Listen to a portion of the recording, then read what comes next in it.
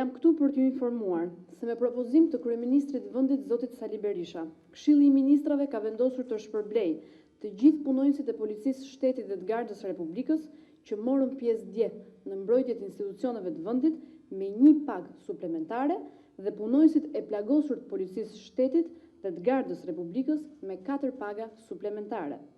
Jam gjithashtu këtu për të dënuar gjuhën e përdorur sot nga organizatori i skenarit të dhunës dhe të vrasjeve, i cili me një gjuhë të denjë vetëm për ata